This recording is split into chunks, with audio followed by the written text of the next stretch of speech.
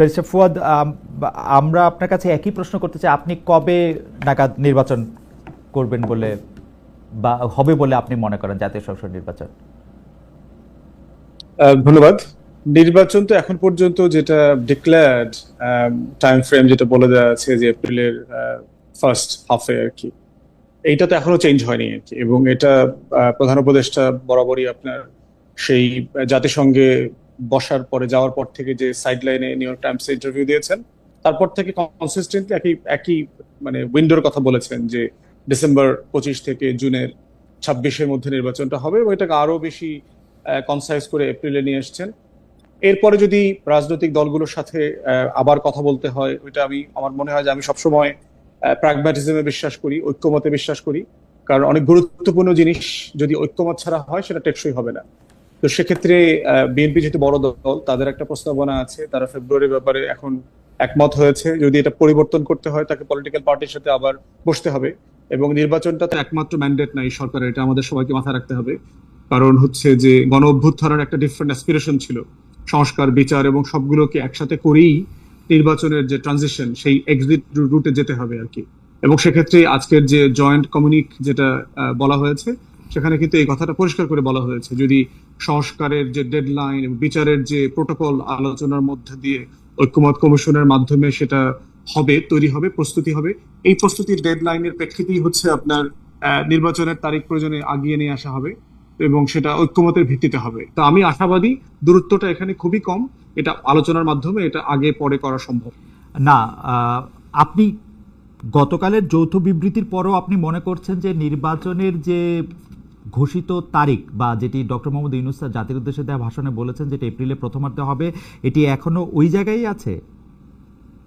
এখনো সেখানেই আছে, এখনো সেখানেই আছে। মানে কেউ কেউ যে বলছেন যে নির্বাচনটি কিন্তু তিনি ওপেন, কিন্তু তিনি রিজিড না,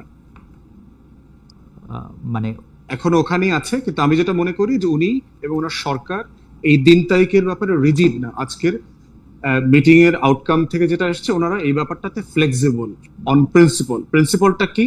যে সংস্কার বিচারের ব্যাপারে, জুলাই সনদের ব্যাপারে যে একটা ওয়াইডার কনসেনসাসের আলোচনা চলছে, সেটার মধ্য দিয়ে এই দিনটা পেশ হতে পারে। সেটা কি এটা হচ্ছে আজকের সেইটা ডক্টর মোহাম্মদ ইউনূস কি জনাব তারেক রহমানের সাথে কথা বলে বুঝতে পারলেন যে তিনি আসলে তারিখের ব্যাপারে রিজিড না, ফ্লেক্সিবল না, আগেও বুঝতে পারছিলেন? না, দুই পক্ষের তো জয়েন্ট স্টেটমেন্ট দিয়েছে, স্টেটমেন্টে তো দুই পক্ষের জয়েন্ট, রাইট। তো যেহেতু যৌথ কমিউনিক, তো সেক্ষেত্রে দুই পক্ষকে তো আমি একইভাবে মূল্যায়ন করব, তারা দুই পক্ষই ফ্লেক্সিবল। ধরেন আমি শুধু ডক্টর ইউনূসের পার্টটা এখানে বুঝতে যেতেছি যে ডক্টর ইউনূস বা সরকারের পার্টটা কি এরকম যে এপ্রিল মাসে নির্বাচন হবে বলে তিনি বলেছিলেন এপ্রিল মাসের প্রথমার্ধে, এখন তিনি যৌথ বিবৃতিতে বলছেন এটা হলেও আগে হইলেও হইতে পারে, আমি ওপেন আছি। তো এইটা কি জনাব তারেক রহমানের সাথে বৈঠকের ফলাফল?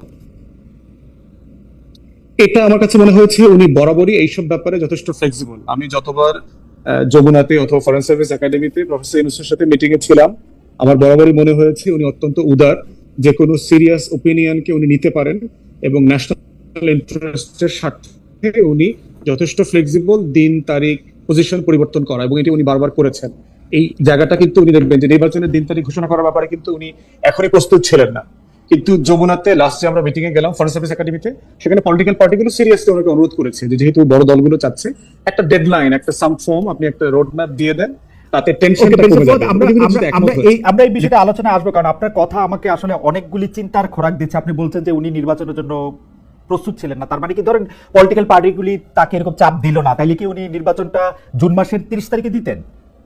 মানে সেটা তার ইচ্ছা ছিল? প্রস্তুত মানে বলছি ঘোষণাটা না, ঘোষণাটা হয়তো আরেকটু পরে দিতেন, সেটা বলছি। নির্বাচনের জন্য নির্বাচনের ঘোষণাটা হয়তো আরেকটু কেন ঘোষণাটা, কারণ হচ্ছে আমি যতটুকু ধারণা করেছিলাম ঐক্যমত কমিশনের মাধ্যমে সংস্কার এবং বিচারের জুলাই সনদের রোডম্যাপটা জুলাই আগস্ট নাগাদ ফাইনাল হয়ে যাবে। তখন আসলে আলোচনা করার প্ল্যান ছিল যে কতটুকু আমরা বাস্তবায়ন করব, কত দিনের মধ্যে করতে পারবো এবং কি পদ্ধতিতে করব, এবং এটার এন্ডে গিয়ে নির্বাচনটা কখন হতে পারে, ওই ধারাবাহিকতাতে নির্বাচনের আলোচনাটা আসবার কথা। কিন্তু যেহেতু রাজনৈতিক দলের একটা বড় অংশ নির্বাচনের রোডম্যাপ চাচ্ছে এবং উনি ওই অনুরোধটা রেখেছেন, অতএব ওনার এই ফ্লেক্সিবিলিটিটা ওনার মধ্যে আছে, এটা আমি দেখেছি বারবার আর কি, ন্যাশনাল ইন্টারেস্টে। আমি এই ব্যাপারটা একটু জনাব ওয়াহিদুজ্জামান আপনার কাছে একটু জানতে চাইবো যে আমরা আসলে দেখতে পাচ্ছি যে নির্বাচনের ডেট নিয়ে বিএনপি প্রথমে 3 মাস বলেছিল, তারপরে যত তাড়াতাড়ি বলেছিল, তারপরে যৌক্তিক সময় বলেছিল, তারপরে আবার বলেছিল যে না ডিসেম্বরের মধ্যেই হতে হবে এবং ডিসেম্বরের মধ্যে হবে। এই ডিসেম্বর এবং জুনের 30 তারিখও যদি আমরা ধরি, বিষয়টার মধ্যে পার্থক্য মাত্র 6 মাস, এটা ক্ষেত্রে বিএনপিকে এত চাপ দিতে হলো কেন, এত মারমুখী অবস্থানে কেন যেতে হলো? মারমুখী বা চাপমুখী আমি যেরকমই বলি না কেন। প্রথম কথা হচ্ছে যে এটা তো ডেফিনেটলি মারমুখী অবস্থান না। যারা রাজনৈতিক সংস্কৃতির সাথে পরিচিত, স্পেশালি উপমহাদেশের রাজনৈতিক সংস্কৃতির সাথে পরিচিত, আপনারা জানেন যে এটা নিউ ইয়র্ক বা ডালাসের বিক্ষোভের সাথে বাংলাদেশের পরিস্থিতি মেলে না। সেটা তিনি যত বড় পিএইচডি হন আর যত বড় সমাজসেবী হোক, যত বড় এনজিও কর্মী হন, তিনি বাংলাদেশের সাথে ম্যাচ করে যান। হ্যাঁ, নিউ ইয়র্কে আপনি একটা পোস্টার নিয়ে দাঁড়ালে 10টা মিডিয়া চলে আসবে, এই লোক একটা প্ল্যাকার্ড দিয়ে কেন দাঁড়িয়েছে, এটা খোঁজার চেষ্টা করবে। বাংলাদেশে এটা হয় না। এখন দেখেন, আমরা যারা, আপনি নিজেও সরকারি চাকরি করেছেন, কিছুদিনের জন্য হলেও করেছেন, আমরা যারা করেছি বা আমরা যারা প্ল্যানিং করেছি বা আমরা যারা ছোটখাটো কাজও করেছি, আমরা জানি যে আমরা সবসময় একটা প্ল্যান করি। সে আমাকে যদি একটা কাজ দেওয়া হয় যে 100 দিনের মধ্যে এই কাজটা করতে হবে, আমি একটা প্ল্যান করে জানিয়ে দিই যে আমি 10 দিনে এই কাজ করব, তারপরের 10 দিনে এই কাজ করে এইভাবে।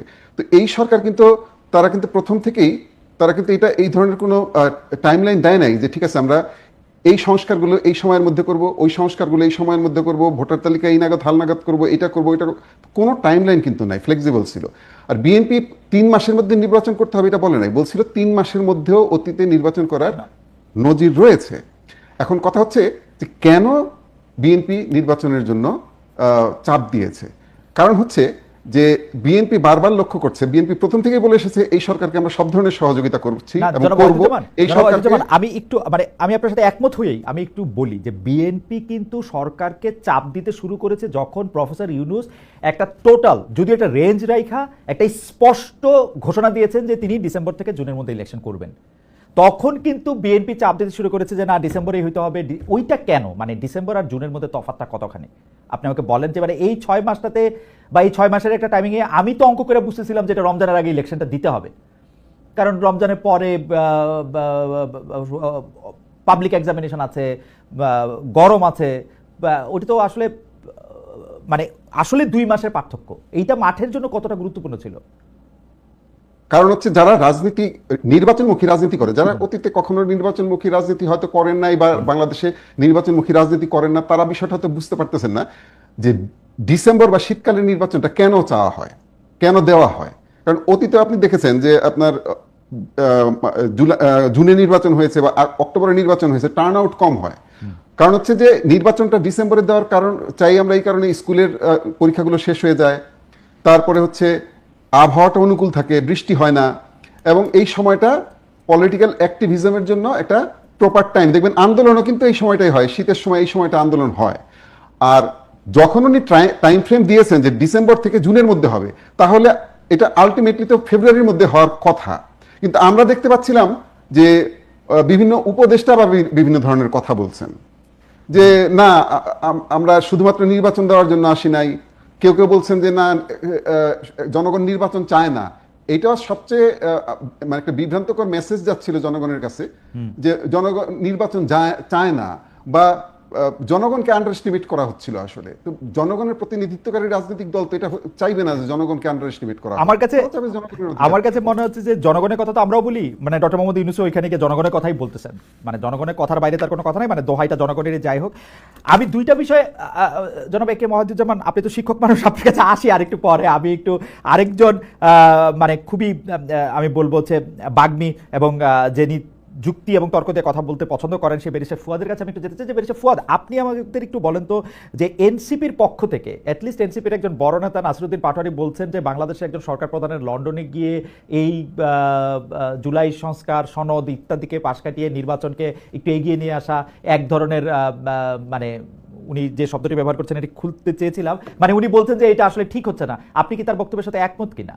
যে আপনার কাছেও কি এটি মনে হয় যে বাংলাদেশের একজন সরকার প্রধান একটি পার্টি চিফের সাথে দেখা করার জন্য আসলে লন্ডন গেলেন, কথা বলেন? অ্যাপারেন্টলি আমরা আর কোনো কারণ দেখি নাই ডক্টর ইউনূসের এইবারকার সফরে। তিনি যে পুরস্কারটি জিতেছেন সেটি খুবই মানে রাষ্ট্রপ্রধান বা সরকার প্রধানের জন্য বা একজন নোবেল বিজয়ীর জন্য আসলে পুরস্কারটি খুব মানে আমি ঠিক জানি না। বেশি ফুয়াদ, আপনি তো অনেক কিছুর অনেক খোঁজখবর রাখেন, আপনি একটু আমাদেরকে আলোকবর্তিকা দেন।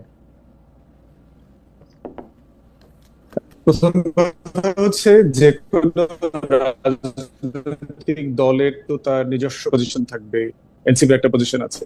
সরকারের পক্ষ থেকে যেটা বলা হয়েছে, তাদের এই সফরের উদ্দেশ্য হচ্ছে বাংলাদেশ থেকে যে লন্ডার্ড মানি আছে, যার একটা বড় মানে এই হারাম দূষিত টাকাগুলোকে পবিত্র করা হয়েছে ওই লন্ডনের জমজমের পানি দিয়ে, ওইখানকার ফাইন্যান্সিয়াল ইন্ডাস্ট্রি দিয়ে। তো সেই বাস্তবতায় যেটা হয়েছে, তারা চাচ্ছে ব্রিটিশ এস্টাবলিশমেন্টের সাথে বসে এই অ্যাসেট গুলোকে ফ্রিজ করা, লন্ডার্ড মানিগুলোকে ট্রেস করা। আমার কাছে আমার কাছে বেঁচে ফদ আপনি ওখানে আসলে বার করেছেন, আমার কাছে মনে হয় যে এটা মিথ্যা কথা বলছে সরকার। বিকজ এই লন্ডন মানি নিয়ে কথা বলার জন্য, লন্ডন মানির ব্যাপারটা আপনি জানেন, এটা সম্পূর্ণভাবে একটা আইন আদালতের ব্যাপার, এবং এটা ওভারটলি মানে প্রকাশ্যে দুই সরকার প্রধান কথা বলে এটা কখনো এটা ঠিক হবে না। লন্ডনের কোর্ট এটা কখনো এটা এরকম হইতে দিবে না, এবং এটা কেউ কখনো কখনো বলে নাই। লন্ডনে টাকা চুরি করে নিয়ে লন্ডন ঠিকই জমজম, আপনি ঠিকই বলেছেন, সারা পৃথিবী থেকে মানে আফ্রিকা, লাতিন আমেরিকা, এই যে এইসব দুর্নীতিগ্রস্ত বাংলাদেশ, ইন্ডিয়া, পাকিস্তানের মতো দুর্নীতি দেশগুলো সেখানে নিয়ে যায়, কিন্তু সেখানে এটা সরকার প্রধানরা এই বিষয়ে কখনো আলোচনা করেন। আমি শুনি নাই, এখন আপনি আমাকে বলতে পারেন। আমার ধারণা সরকার এখানে মিথ্যা কথা বলতেছেন, সম্পূর্ণ রকমের মিথ্যা কথা বলতেছেন, যেই কারণে প্রধানমন্ত্রী দেখা পান নাই ডক্টর মোহাম্মদ ইউনূস, এটাকে কভার আপ করতেছেন তার press section. This is my মানে আমার যোগ দিয়ে আর কি। এখন বিষয় হচ্ছে যে মানে মানে দুদকের চেয়ারম্যান এখানে সফর সঙ্গী আছে, সরকার প্রধান বাংলাদেশ ব্যাংকের গভর্নর। সরকার প্রধানকে নিয়ে গিয়া এই প্রকাশ্যে এসব আলোচনা করা আমি জীবনে শুনি নাই ভাই, আপনি আমাকে রেফারেন্স দিতে পারেন? সেটা না, না যেটা হচ্ছে যে ব্রিটিশ প্রাইম মিনিস্টারের সাথে সার্টেনলি হয়তো দুদক প্রধান থাকতেন না, কিন্তু যেটা হয় যে অনেকগুলো প্রোটোকল মিটিং তো থাকে আপনার, যে আপনি ক্রাইম এজেন্সির সাথে মিটিং এ হয়তো দুদকের প্রধান যাবে, ওখানকে ফাইন্যান্সিয়াল ইন্ডাস্ট্রি যারা লুক আফটার করে তাদের সাথে মিটিং হয়তো ব্যাংকের গভর্নর যাবে, অনেকগুলো মাল্টিপল মিটিং, বাণিজ্য যে উপদেষ্টা আছে ওখানে, বাণিজ্য যে সেক্রেটারি অফ স্টেট আছে তার সাথে মিটিং এর স্কেজুয়াল দেখলাম। তো সবকিছু মিলায় সরকারের বক্তব্য হচ্ছে যে এটা হলো একটা প্রাইম বিষয়, যে এই বিষয়টাকে নিয়ে গুরুত্ব আরোপ করা, এবং যেহেতু একটা হেড অফ স্টেট আর একটা হেড অফ স্টেটের সাথে এই বিষয়টা রেইজ করবেন, এবং যেহেতু একজন মেম্বার অফ ব্রিটিশ পার্লামেন্ট এই ক্রাইমের সাথে জড়িত, এবং লেবার পার্টির গত ইলেকশন ডোনেশন থেকে শুরু করে মেজর যারা ডোনেশন দিয়েছে এর ভিতরে আওয়ামী লীগের বিশাল ক্রিমিনাল অলিগার্ক এরা জড়িত আছে। অতএব সেই জায়গাতে যেহেতু গত ইলেকশন ফান্ডিং এর সাথে বর্তমান প্রাইম মিনিস্টার জড়িত, ওনার সাথে সরাসরি এই বিষয়ে কথা বলতে হবে। আমার অজ্ঞতা ক্ষমা করবেন, আপনি বিলাতি ব্যারিস্টার, কিন্তু আমি এই বিষয়গুলি কূটনীতিতে সত্যি সত্যি ব্রিটেনের প্রধানমন্ত্রী আমাদের সরকার প্রধানের সাথে কথা বলবেন কিনা সেটা বহু আগে ঠিক হয়ে যাওয়ার কথা। এটা আমি লন্ডনে গিয়া আমি দেখবো উনি কানাডায় আছেন না এখানে আছেন, তারপর আমি এটা বৈঠক করবো। It's a no. আপনি ভাই সজ্জন মানুষ, আপনি এটা স্বীকার করেন যে সরকার এটা ফেইলার, সরকার এটা কভার আপ করতেছে। ডক্টর ইউনূস এখানে একটা পুরস্কার নিতে গেছেন। ওইটা তো আমি শুরুতে বলেছি যে এটা রাষ্ট্রের বক্তব্য, অন্তর্বর্তীকালীন সরকারের বক্তব্য হচ্ছে এইটা তাদের উদ্দেশ্য, ওখানে তারা কেন গেছেন। এখন দ্বিতীয় যেটা হচ্ছে পুরস্কারের বিষয়টা আসছে, থার্ড হচ্ছে এখানে সাইড মিটিং এ হচ্ছে বিএনপির অ্যাক্টিং চেয়ারম্যানের সাথে মিটিং হচ্ছে, কিন্তু যেটা বলা হচ্ছে যে শুধুমাত্র অ্যাক্টিং চেয়ারপারসনের সাথে মিটিং করবার জন্যই ওখানে গেছে, এটার সাথে আবার আমি একমত না। হচ্ছে যে এরকম পুরস্কার নিতে, হ্যাঁ ওইটা আমি বোধ করি না, যেটা আমার কাছে খুবই এম্বারাসিং লেগেছে যে এরকম নোবেল পাওয়ার পরে অথবা আমেরিকার কংগ্রেশনাল মেডেল পাওয়ার পরে আপনার এই রাজা রানীর এই কি হারমোনি অ্যাওয়ার্ড নেওয়ার জন্য প্রফেসর যেতে হবে, এটা খুব জরুরি কোনো বিষয় ছিল না। কিন্তু ওইটা গুরুত্বপূর্ণ মনে হয়েছে যদি সেই ধরনের দুদক এবং ব্যাংকের গভর্নর রিলেটেড যে রেলেভেন্ট এজেন্সি গুলো আছে তাদের সাথে যদি মিটিং করা যায়, এবং প্রধানমন্ত্রীর সাথে মিট আপের যে অ্যাপয়েন্টমেন্টটা হয় নাই, এটাও খুব বিব্রতকর যে একটা রাষ্ট্রপ্রধান যাচ্ছে সেখানে মিটিং এর প্রোটোকল আগে থেকে কেন ঠিক হয় নাই। কারণ এটাকে বলা হয়েছে রয়্যাল ভিজিট, এবং আমি রয়্যাল ভিজিট বলতে বুঝি যে ব্রিটিশ সরকারের সর্বোচ্চ ভিজিট হচ্ছে রয়্যাল ভিজিট। শুধু পুরস্কার নেওয়াটা এটার অংশ থাকে না, এর সাথে প্রাইম মিনিস্টারের মিটিং থাকে এবং অন্যান্য রিলেটেড যে মিনিস্টার্স আছে তাদের সাথে এখানে প্রোটোকল মিটিং থাকে। কিন্তু এখন যেটা দেখতে পাচ্ছি এটা আসলে রয়্যাল ভিজিট না, এটা শুধুমাত্র একটা অ্যাওয়ার্ড নেওয়ার জন্য যাওয়া হয়েছে সেখানে। এবং এইটা সরকারকে পরিষ্কার করতে হবে যে সরকার যে যে উদ্দেশ্যের কথা বলছে এবং সেটা করবার জন্য তারা আসলে কি করেছে। আমরা দেখলাম ওখানে ন্যাশনাল সিকিউরিটি অ্যাডভাইজারের সাথে মিটিং করেছে, তারপরে নৌবাহিনীর যে ডেপুটি হেড তার সাথে মিটিং করেছে, বাংলাদেশের এই যে আমাদের মিনারেল রিসোর্স, এরপরে হচ্ছে বঙ্গোপসাগরের লজিস্টিক্স এর ব্যাপারে যে টিম আছে তাদের নিয়ে আলোচনা করেছে। এইটা করবার জন্য কি আসলে আমার হেড অফ স্টেটকে দরকার ছিল কিনা, এই 40-50 জন মানুষকে নিয়ে কয়েক কোটি টাকা লস করার প্রয়োজন ছিল কিনা, এটার একটা ব্যাখ্যা সরকারকে দিতে হবে। এবং তারা যেটা দাবি করেছে সেটার জন্য তারা কি কি করেছে সেই প্রোটোকলটা পাবলিক করা দরকার। কিন্তু দুই পক্ষের কোনোটাই এক্সক্লুসিভলি অ্যাকসেপ্টেবল আমার কাছে মনে হয়নি। আমার মনে হয় শুধুমাত্র বিএনপি আমার মনে হয় যে ব্যারিস্টার ফুয়াদ এটি খুব সুন্দর করে কয়েন করেছেন। আমি জনাব এ কে ওয়াহিদুজ্জামানকে, ব্যারিস্টার ফুয়াদ আসছি আবার আপনার কাছে, জনাব এ কে ওয়াহিদুজ্জামানের কাছে একটু আসতে চাই। জনাব এ কে ওয়াহিদুজ্জামান, আপনাদের একটি খবর কয়েকদিন আগে যে আমরা ক্রমাগতভাবে দেখছিলাম যে কারণে অকারণে প্রফেসর ডক্টর মোহাম্মদ ইউনূসকে বিএনপির পক্ষ থেকে, আমি অ্যাবসলিউটলি বলবো কারণে অকারণে তাকে আক্রমণ করা হচ্ছিল, এবং সেই আক্রমণের ধার এত বেশি ছিল, এবং কোনো কোনো ক্ষেত্রে আমি জানি যে বিএনপি থেকে কাউকে কাউকে শোকজ নোটিশ দেওয়া আছে, কিন্তু যেগুলো আমি আসলে বলতেও চাই না, বলতে পারবো হয়তো, তার ধর্ম নিয়ে টানাটানি, সে ইয়া করার সময় কি এত চিপ বিএনপির মতো একটা দলের থেকে ডক্টর ইউনূসের মতো একটা সম্মানী মানুষের বিপক্ষে এটা করা হয়েছে, যেটা অভাবনীয়। আমরা একটা খবর পড়েছি যে বেগম খালেদা জিয়াকে ইন্টারভেন করতে হয়েছে, বেগম খালেদা জিয়াকে বলতে হয়েছে যে তোমরা এরকমটা করো না, তারপরে পরিস্থিতি অন্যরকম হয়েছে। এই ব্যাপারটাকে আপনার জানা আছে কিনা? আমরা দেখতে পাচ্ছিলাম যে ডক্টর ইউনূসকে শত্রু বানিয়ে তোলার, এবং age if doctor Mohammad Yunus কি জানি কি করতেছেন, যেটা আমরা আসলে প্রতিহত করতে হবে এই মুহূর্তে, উনি যেন একটা বিরাট স্বৈরাচার, এরকম একটা জিনিস বিএনপির পক্ষ থেকে প্রচার বা করা হয়েছিল। ধন্যবাদ খালেদ মহিউদ্দিন ভাই। আসলে রাজনীতির মধ্যে একটা নতুন ডাইমেনশন যোগ হয়েছে এই টক শোগুলো। এখন টক শোতে যখন আমরা বসি, তখন আমার পেছনে তো কেউ নেই, আমার আশেপাশে কেউ নেই ধরিয়ে দেওয়ার জন্য যে আমি কি করব।